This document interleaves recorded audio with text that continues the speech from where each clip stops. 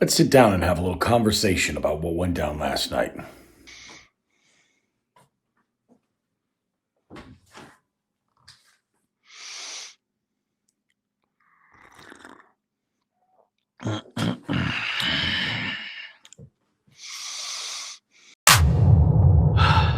So, guys, I'd like to have a little conversation about what happened last night. Last night, for those that are unaware, was an amazing day for the Bobby Roast Beef brand of smartphone trivia. And it was the first go round in a year-long tournament that's taking place that I have affectionately dubbed the Battle of the Tofu Curtain. Things went down last night. We're going to go ahead and talk about it. So we'll see you guys in about 10 seconds. 10, 5, 4.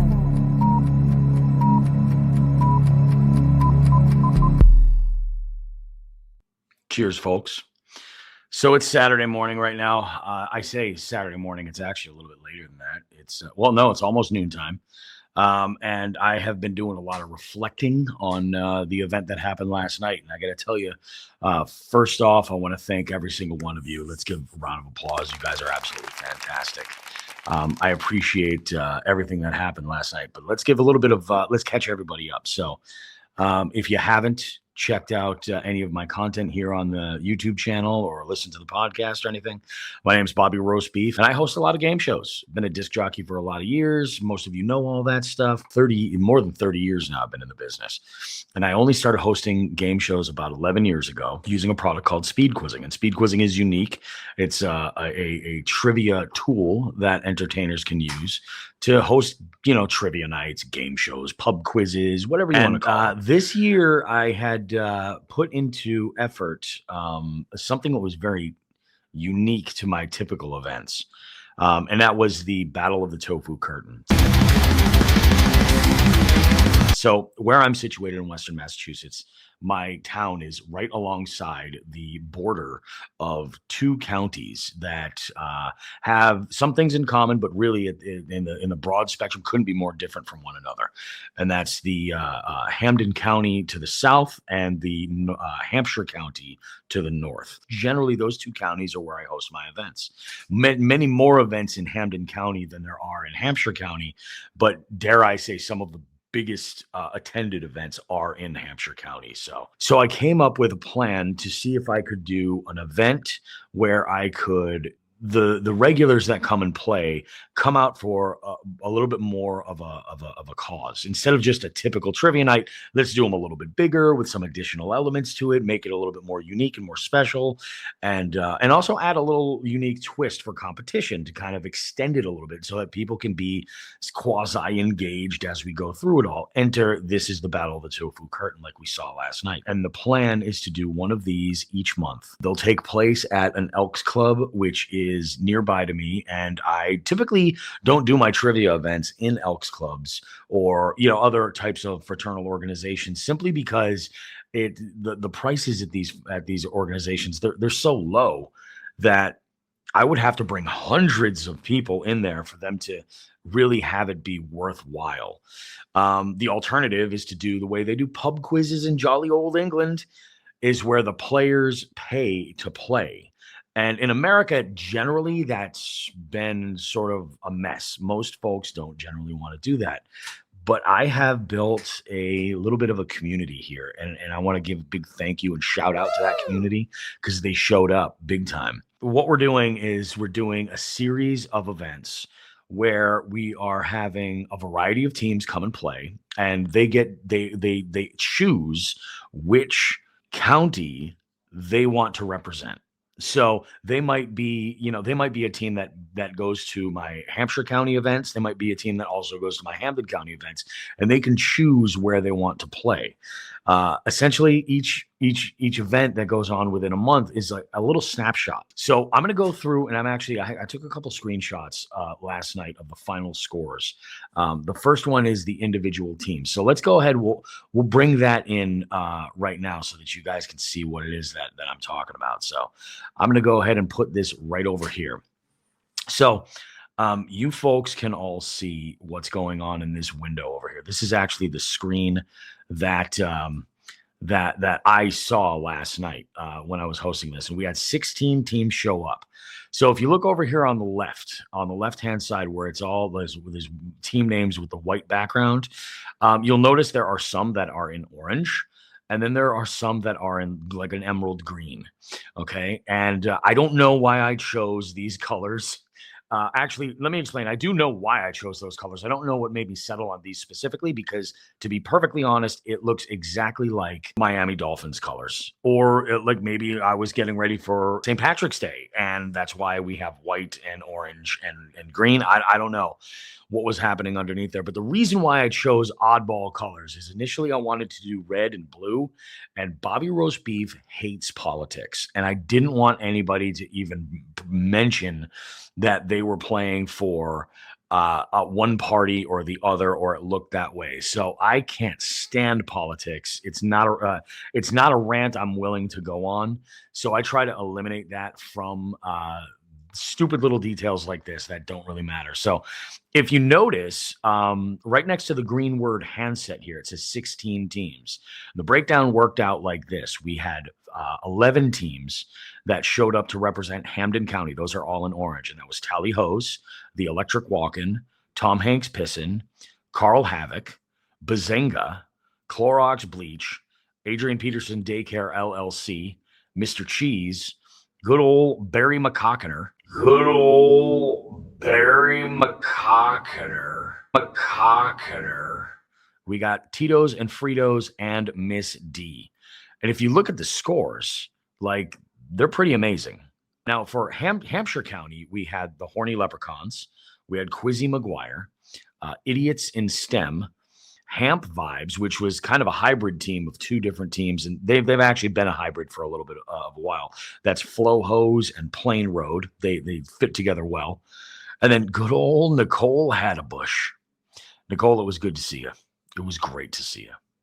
Anyway, we averaged the collective scores of each color together to represent that county score. So the orange team had one score, the green team had a separate score, and that is what the scores that will be tracked in the Battle of the Tofu Curtain.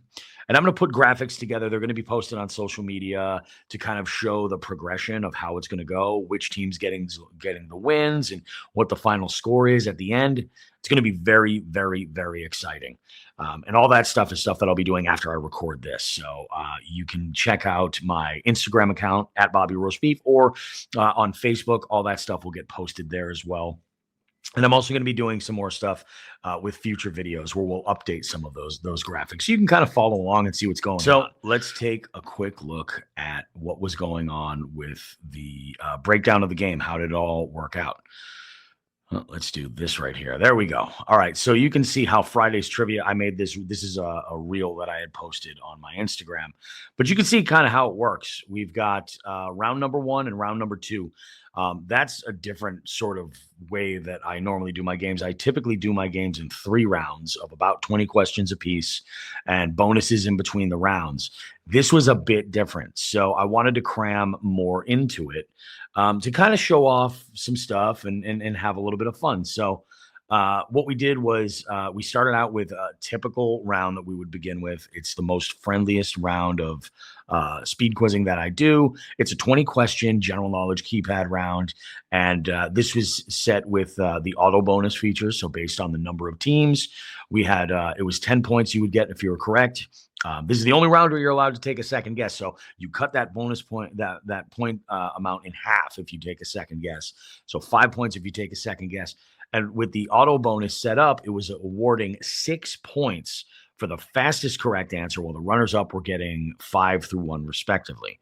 This is a great way to kind of get some points, get yourself on the board, have something to play with later because it gets a little crazy. After we concluded that round, which I'll be perfectly honest, there were teams that expressed to me that they were really struggling in that round and they thought maybe I had organized a round that was a little bit more difficult than normal. Actually, no. These are the speed quizzing rounds that get doled out with all the activations when you book them. So these are the same questions or from the same database of questions. It's just always a little luck of the draw. You never know how those are going to be, if they're going to lean a little bit more difficult or concentrate on different groups or categories.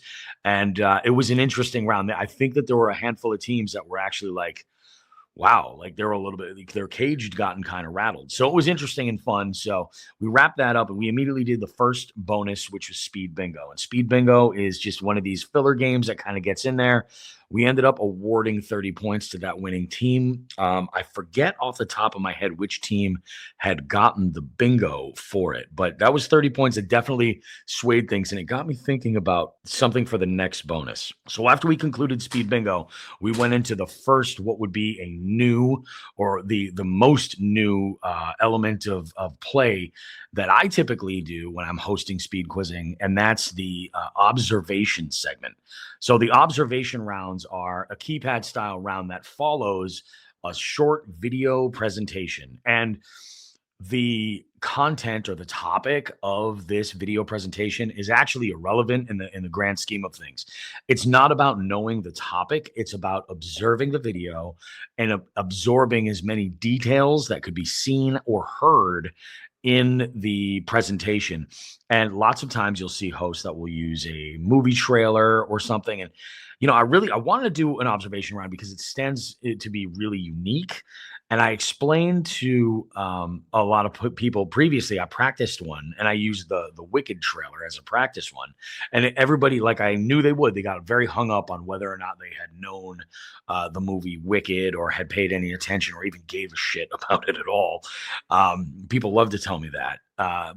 But it ended up turning out to be irrelevant. It was all about what you saw and heard. So I intentionally picked a topic that was a terrible song. And if you're lucky, I might put a little sample of it right here. When the moon shines on the cowshed. That's a song called I Am a Cider Drinker. And it's one that has been played by many hosts in the UK, and the round was shared. And I said, there is no way anybody in the room for my kickoff tournament event is going to have any sort of exposure to this before we get into it. So I figured, why not? Let's go ahead and let it roll. And that's exactly what happened. We did this round. Nobody knew anything. And actually, you guys did really great with it. There were teams picking up points the whole way. Now, there was no penalty for incorrect answers or anything either. So it was only building your score here, which was really, really fantastic. We might see that change in future rounds, but it might be kind of scary and some people might not answer to play a little bit of defense, but that's kind of the idea. So we'll see what happens. But the observation round went really well. I had multiple live screens in the bar where we are. And I do want to mention the bar where we were at. We're at the Elks Lodge in Chicopee, Massachusetts. Great, great little bar. It's probably the nicest Elks in our general area right there. I am a little bit biased because, I'm related to the bar manager and a couple of other members of the Elks over there that are running the show over there. Our bartender, Mike, was absolutely awesome. He did fantastic. And we packed the place. It was absolutely packed. It was an amazing turnout. And I knew with the observation round, and I had made the call the space that we were going to use because I was, to tell you the truth, a little unsure about what the turnout was going to be. And I made the decision to use the main bar because it could fit a solid amount of people, of which we had 48 people in attendance, which was absolutely mind-blowing. And I can't thank you guys enough. But we were able to seat everybody there. And I used a couple of tools to put the video on the extreme spots of the room where we were. So this way there was a screen for the far end of the room and then a screen over by where I was set up. And it worked out fantastic. Everybody saw it. Did great with the observation round. So that worked out. And then what we did was we did our final bonus before the break, and that bonus was Drinko. And Drinko is a game I've talked about it on the 10-second podcast many times. I've created some video stuff for it, and that will just kind of play on like live screen and stuff like that. And we used a drink that I discovered from a YouTube channel called Porchcast, and they had. It's disgusting. It's called a lot lizard, and the lot lizard supposed to be tuna juice and Jack Daniels. I didn't happen to have any tuna the entire time, so in a pinch earlier in the week, we used a can of sardines because your boy just travels with sardines periodically. And I had enough to go throughout the week, and that's what we did last night. So I did something different with Drinko. A lot of people look at this challenge as, oh, it's an easy 50 points if you can, drink whatever the drink is. Like it's an easy pickup of 50 points. And, which is fine. People can absolutely carry that opinion. But I made the decision that what I was going to do was spin the wheel twice. And I took out the Hampshire County teams, and then I spun the wheel so we would have a Hamden County winner. And then I put the Hampshire County teams in, was spun the wheel so that they would have a winner. Now, why is this important? Number one, it's a 50-point potential bonus for each county. So they get equal representation going in that way. Bingo doesn't work that way, but it's also not a 50-point pickup. It's only 30 points. It's like a couple of questions. I thought, and this was going to be most interesting, is that then we would have this instance where you would have the individual counties rallying for their team not to pass on it. And the way it would work is if that team were to pass, it would go to the last place spot in that county. So we had, they were in first place at the time. Which team was it? It was Quizzy McGuire was in first place at that time, and they got selected for Drinko.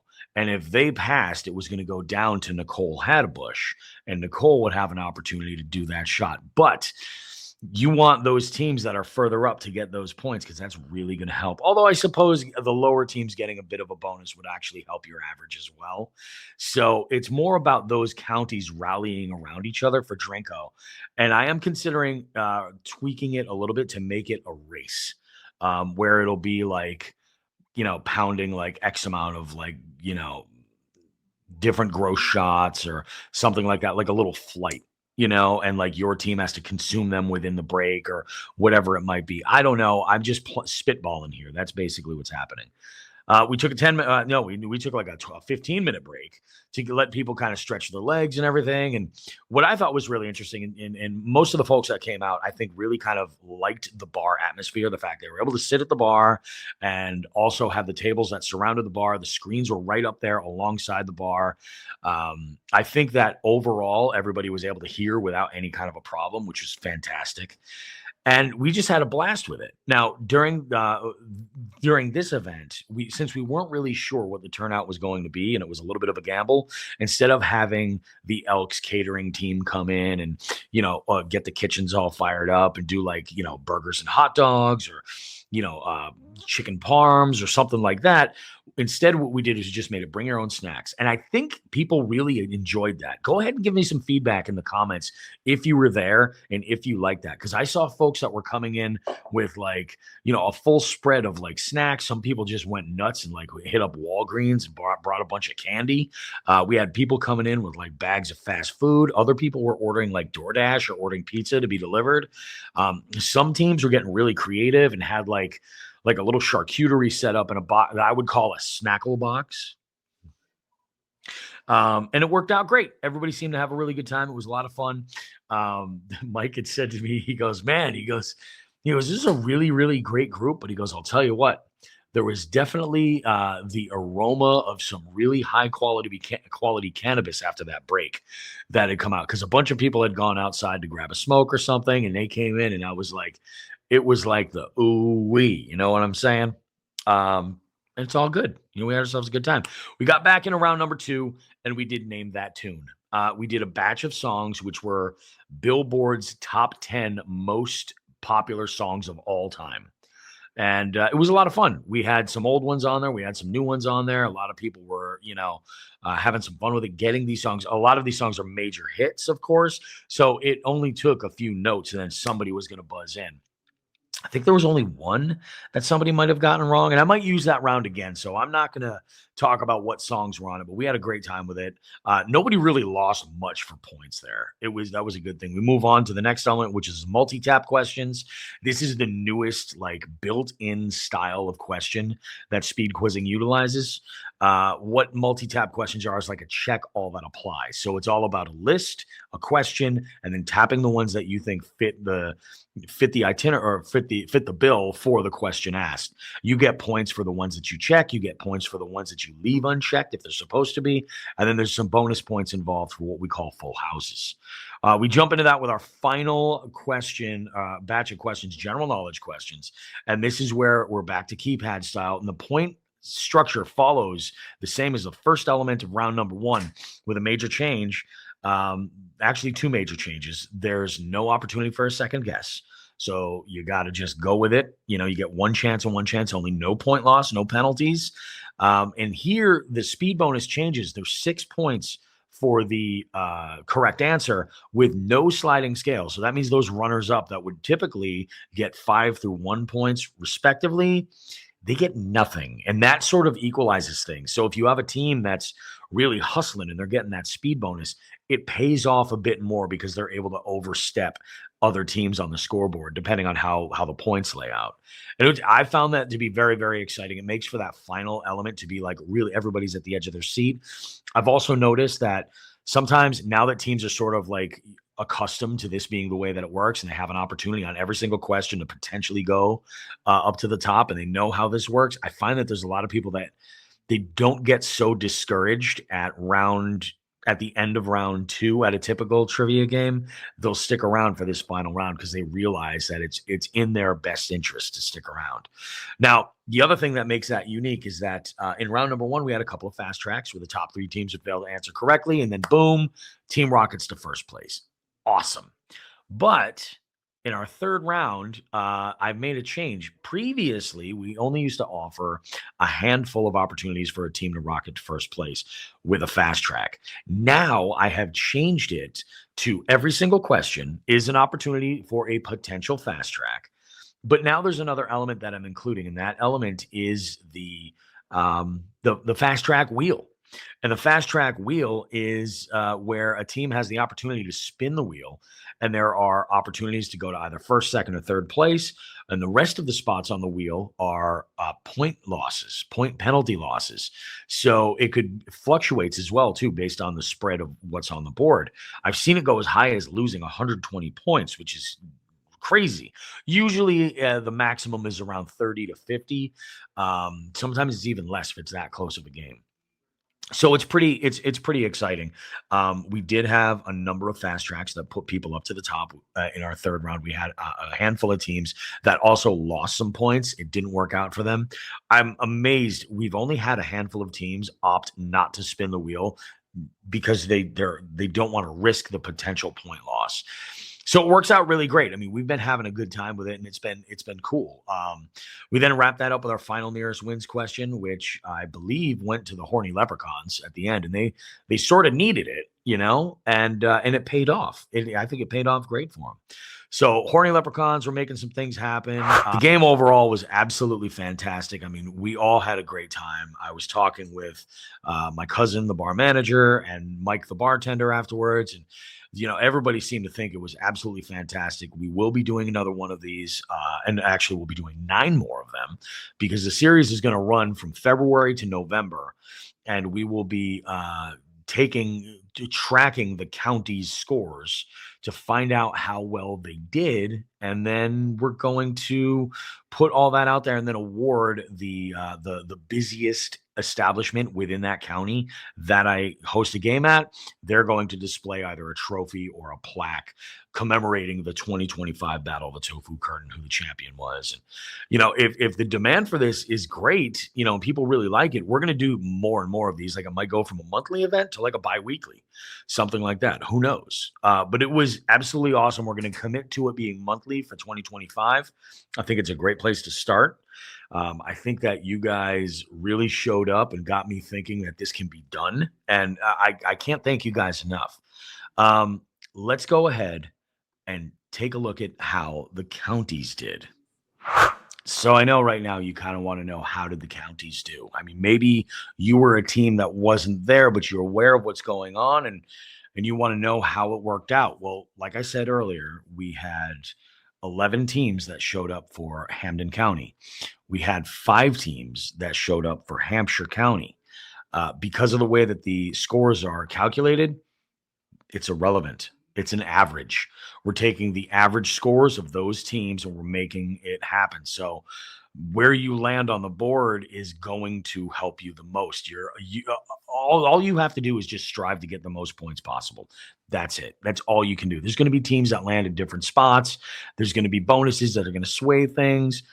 It's a game, and you guys are playing it very well. So let's take a look. What's it look like for those teams? Well, you can see that Hampshire County was the victor, and it was unbelievably close. It was 6.3 points that selected them. Hampshire County came in at 516.6 points, and Hamden County, after getting and having 3 teams in the top 3, they have 510.3 points. It was pretty amazing. That's how close it kind of worked out. We had the lowest score of the night was a Hamden County team, which is going to affect their average. The highest score, though, was also a Hamden County team, which again makes it very broad. So unbelievably close right now. I think we're going to be looking at less than 10 points potentially per event, and maybe I'll be wrong when this comes to be discussed. Maybe I'll be wrong with how this actually lays out, but we might have some upsets. You never know. It's very, very cool. We had ourselves an amazing time over at the Chicopee Elks. Again, I can't thank you guys enough. I appreciate what it is that you're doing, and coming out and supporting me. I'm amazed, and I'm going to get a little bit sappy here for a moment, but to put into reference how amazing this was. I had mentioned in the past about how, I actually had done a live on Instagram. You guys might be able to hear my voice. Tonight was a little bit rough. We had a huge crowd, and I just wanted to jump on here and express in the most sincere way possible how much I appreciate each and every one of you. And on that live coming home from the event on Instagram, I had said something, and I don't know that I made it really clear what I meant by that, but I said in there that generally when I go and I'm working my typical trivia nights at a bar or a restaurant, in reality, I'm getting paid from the bar. The bar is my customer. Equate this to like a band or a DJ or somebody.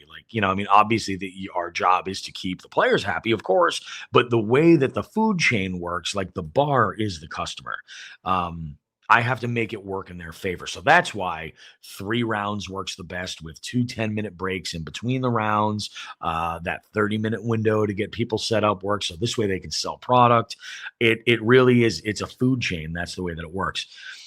The difference with the battle of the Tofu Curtain is when you guys come out and play those games, the players are directly my customer. So I'm doing obviously the best that I can, but to create a game that's going to be engaging for you and fun, and I want you to have like the best memories and moments that you can possibly from it. But the one thing, the example that I can make is the reason why that strikes me so much, and the reason why I think it's sort of a big deal is that, think of it like a musician who is out playing gigs at bars regularly, doing their thing, and they're playing cover songs and stuff, and then they have like their original showcase show, and it's at a small, VFW, American Legion, Elks Lodge, what have you, and they're solely responsible for putting people in. They're the only promotion. They're the only, the only force driving the event to kind of happen, and they're sort of hoping for the best situation with their followers and fans and the following that they've built. And this is why it resonates so deeply with me, is because like last night's event was the first speed quizzing smartphone trivia in 11 years that I have done that was purely independently driven on my own, not working with anybody else to put this event together. And you guys showed up, like, to the point where we had to drag additional tables out to make seating for everybody. And for real, I cannot express how much that means to me. You guys are the greatest. Thank you so much. So I will see you. I'm going to be at Delaney House tomorrow night doing trivia again. And the regular schedule is available at bobbyroastbeef.com. But again, thank you from the bottom of my heart. This was amazing. Hampshire County, you got some bragging rights, man. You got some bragging rights here. You did it by 6.3 points, which is 6.3 points is enough to be a lead. We got ourselves one hell of a game, folks. Thanks so much, everybody. We'll see you for the next 10-second podcast. And where we'll talk a little bit more about some, different trivia elements, some hosting elements, stuff like that, because there's some new software stuff going on. Thanks again, everybody. I appreciate you so much. Have a great one, and we will see you.